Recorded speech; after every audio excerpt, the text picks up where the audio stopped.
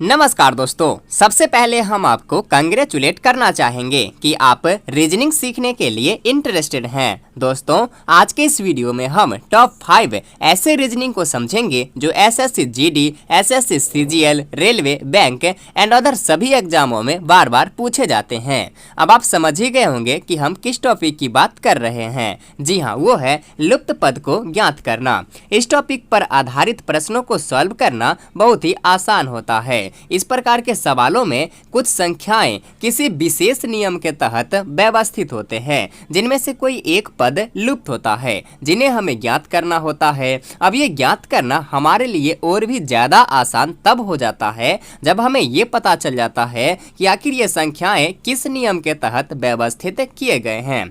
चलिए अब हम प्रश्नों के माध्यम से इसे और भी अच्छे से समझते हैं। तो हमारा सबसे पहला प्रश्न कुछ इस प्रकार से है।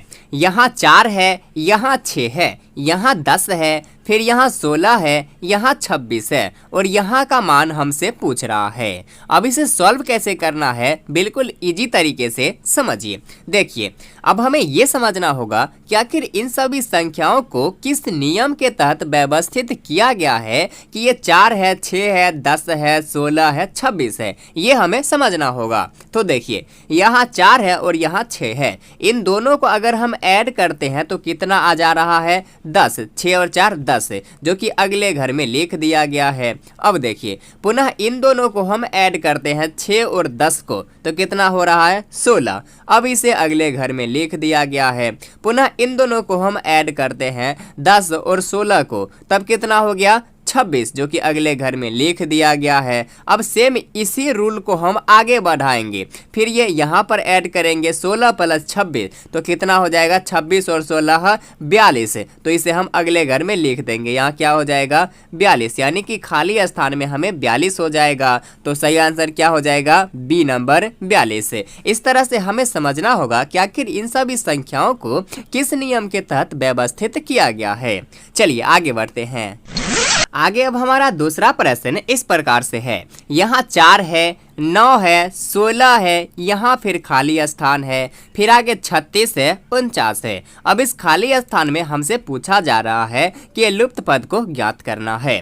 अब यहाँ भी हमें सेम वही रूल लगाना होगा कि आखिर इन सभी संख्याओं को किस नियम के तहत व्यवस्थित किया गया है। तो देखिए, यदि यहाँ हम 2 का स्क्वायर करते हैं तो 2 दूना 4, इसी प्रकार से यहाँ 9 है। यदि हम 3 का स्क्वायर करते हैं तो 3 तिया 9, फिर आगे देखिए, यहाँ 2 का स्क्वायर हुआ, यहाँ 3 का स्क्वायर हुआ, फिर यहाँ 16 है। यहाँ यदि हम 4 का स्क्वायर करते हैं तो 4 चौका 16। अब यहाँ खाली स्थान है। अब आगे देखिए, यहाँ 36 है। यदि हम 6 का स्क्वायर करते हैं तो 6 6 36, फिर आगे देखिए, यहाँ 49 है, जो कि 7 का स्क्वायर करते हैं तो 49 आ रहा है। यहाँ 2 का स्क्वायर है, यहाँ 3 का स्क्वायर है, यहाँ 4 का स्क्वायर है, यहाँ खाली स्थान है, फिर 6 का स्थान है, फिर 7 का स्थान है।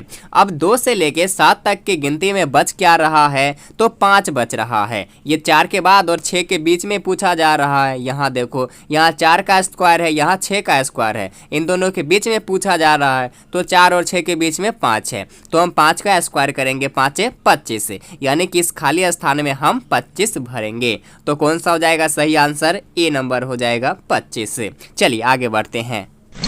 आगे अब हमारा तीसरा प्रश्न इस प्रकार से है। यहाँ 729 है, यहाँ 784 है, यहाँ 841 है और बीच में 84 है। सेम इसी प्रकार से इस त्रिभुज में यहाँ 169 है, यहाँ 196 है, यहाँ 225 है और इस खाली जगह में पूछ रहा है। तो सबसे पहले हमें ये देखना होगा कि आखिर इस त्रिभुज में इन सभी संख्याओं को किस नियम के तहत व्यवस्थित किया गया है कि बीच में 84 आया है। सेम वही नियम हम इस त्रिभुज में लगाएंगे तो हमें बीच का आंसर पता चल जाएगा। तो देखिए, यहाँ 729 है, यहाँ यदि हम 27 का स्क्वायर करते हैं तो 729 आ रहा है। फिर आगे देखिए, यहाँ से इधर बढ़ते हैं हम, यहाँ यदि हम 28 का स्क्वायर करते हैं, आप करके देखो तो कितना आ रहा है? 784 आ रहा है। फिर आगे बढ़िए, यहाँ यदि हम 29 का स्क्वायर करते हैं तो 841 आ रहा रहा है। 27 का स्क्वायर 729, 28 का स्क्वायर 784 और 29 का स्क्वायर 841 है। यदि हम 27, 28 और 29 तीनों को ऐड करते हैं, 27 प्लस 28 प्लस 29, यदि हम तीनों को ऐड करते हैं तो कितना आ रहा है 84। यानी कि त्रिभुज के तीनों भुजा को यदि हम ऐड करते हैं तो 84 आ रहा है, जो कि यहाँ लिख दिया गया है। सेम यही चीज़ें हमें इस त्रिभुज में भी करना पड़ेगा। देखिए यहाँ 169 है, यहाँ 196 है, यहाँ 225 है। 169 किसका स्क्वायर है तो 13 का है। यदि हम 13 का स्क्वायर करते हैं तो 169 आ रहा है। फिर यदि हम 14 का स्क्वायर करते हैं तो 196 आ रहा है, और हम 15 का स्क्वायर करते हैं तो 225 आ रहा है। अब सेम यहाँ भी हम 13, 14 और 15 तीनों को ऐड करेंगे। 13 प्लस 14 प्लस 15 तो कितना हो जाएगा 42। कितना हो जाएगा टोटल 42, यानी कि इस खाली जगह में 42 हो जाएगा। कहाँ है आंसर तो बी नंबर में है 42 से। इस तरह से हमें देखना होगा कि आखिर इन सभी संख्याओं में जो आंसर लाया गया है वो किस नियम से लाया गया है। चलिए अब आगे बढ़ते हैं। आगे अब चौथा प्रश्न हमारा इस प्रकार से है। यह 4 गुने 5 गुने 6 तो आया है 546 से। फिर है 5 गुने 3 गुने 4 तो आगे है 354। फिर यहाँ 8 गुने 2 गुने 3 तो यहाँ खाली स्थान है पूछ रहा है।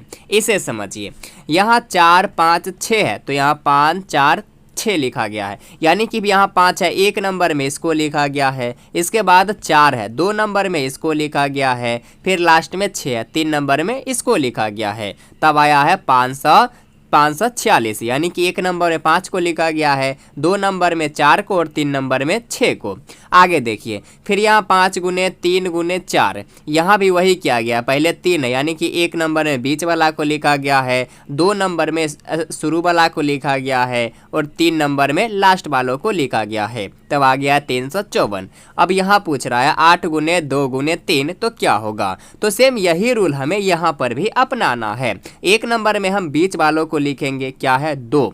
फिर 2 नंबर में शुरुआत यानी कि प्रारंभ वाला को लिखेंगे तो क्या हो जाएगा 8 हो गया। फिर लास्ट में हम 3 नंबर लास्ट वालों को लिखेंगे तो क्या हो जाएगा 3। क्या आ गया आंसर 283। किधर है तो ए नंबर में है 283। इस प्रकार से हम बहुत ही आसानी से सॉल्व कर सकते हैं। चलिए आगे देखिए। आगे अब 5वां प्रश्न को समझिए। ये भी सेम 4 नंबर प्रश्न के जैसा ही है। यहाँ 3 है गुने 1 है गुने 2 है तो 624 है। फिर 2 है गुने 3 है गुने 4 है तो 468 है। फिर 4 है गुने 3 है गुने 1 है तो खाली स्थान है पूछ रहा है। अब देखिए यहाँ भी देखना होगा कि किस नियम के तहत व्यवस्थित किया गया है। देखिए यहाँ 3 है तो यहाँ 6 है, यहाँ 1 है तो यहाँ 2 है, यहाँ 2 है तो यहाँ 4 है। अब देखिए इस 3 को यदि हम 2 से मल्टीप्लाई करते हैं तो 3 दूना 6 आ रहा है। इसी प्रकार से 1 को भी हम 2 से मल्टीप्लाई करते हैं तो 1 गुने 2 कितना हो जाएगा 2। और इसी प्रकार से हम इस 2 को भी 2 से मल्टीप्लाई करते हैं तो 4। यानी कि इन तीनों संख्या को यदि हम 2 से मल्टीप्लाई करते हैं तो 624 आ रहा है। यहाँ भी देखिए इसी प्रकार से इस 2 को हम 2 से मल्टीप्लाई करते हैं तो 4। फिर इस 3 को हम 2 से मल्टीप्लाई करते हैं तो 6 और इस 4 को हम 2 से मल्टीप्लाई करते हैं तो 4 दूना 8 है। यानी कि इन तीनों संख्याओं को 2 से मल्टीप्लाई करेंगे तो हमारा आंसर आएगा। चलिए इसमें भी हम करते हैं। फिर हम 2 से इसको मल्टीप्लाई करेंगे तो 4 दूना 8 आ जाएगा। फिर 3 को भी हम 2 से मल्टीप्लाई करेंगे तो 3 दूना 6 आ जाएगा। फिर 1 को भी हम 2 से मल्टीप्लाई करेंगे तो 1 गुने 2 कितना हो जाएगा 2। तो सही आंसर क्या हो जाएगा 862। किधर है तो सी नंबर में है 862। तो दोस्तों ये था हमारा आज का वीडियो टॉप 5 रीजनिंग का। बाकी ये वीडियो आपको कैसी लगी अपनी राय जरूर कमेंट करें, और यदि वीडियो अच्छी लगी हो तो प्लीज चैनल को सब्सक्राइब जरूर करें। धन्यवाद।